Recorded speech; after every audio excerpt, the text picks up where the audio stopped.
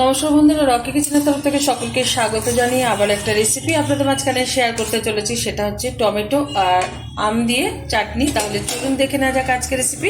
ওভেনে একটা কড়াই বসিয়ে তাতে দিয়ে দিয়েছি কিছুটা পরিমাণে জল। জলটা ফোটা শুরু হয়ে যাওয়ার পর দিয়ে দিলাম পরিমাণ মতো লবণ।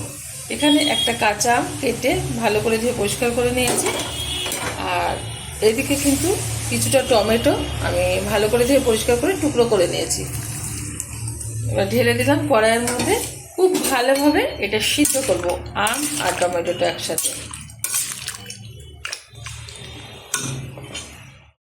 খুব ভালোভাবে কিন্তু হাই আছে আমি সিদ্ধ করে নিচ্ছি। খুব ভালোভাবে সিদ্ধ কিন্তু এই যে হয়ে গেছে। এখানে কিন্তু কোনো হলুদ ব্যবহার করিনি, তাহলে কিন্তু কালারটা একটু হলুদ আসবে। যেহেতু হলুদটা ব্যবহার করিনি বলে কালারটা একটু লাল আছে।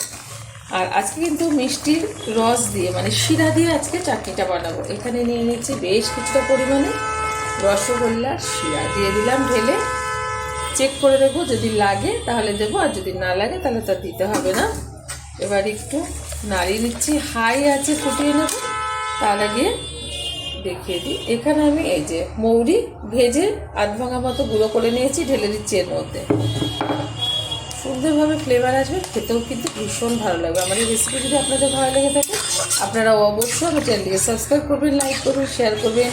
আর এরকমভাবে একবার চাটনি বানিয়ে খেয়ে দেখবেন, আশা করি ভীষণ ভালো লাগবে। গরম কিন্তু কম বেশি কিন্তু শুরু হয়ে গেছে, আর গরম শুরু হওয়াতেই কিন্তু কম বেশি প্রত্যেকের বাড়িতেই চাটনি হয়ে থাকে। এরকমভাবে ট্রাই করবেন, ভালো লাগবে। চাটনিটা কিন্তু হয়ে গেছে, এই যে ঘনত্বটা ঠিক এরকম। এর থেকেও যদি আপনারা ঘরে রাখতে চান তাহলে আর একটু আপনারা ফুটিয়ে নিতে পারেন। তবে এই অবস্থা আমি নামিয়ে দেবো।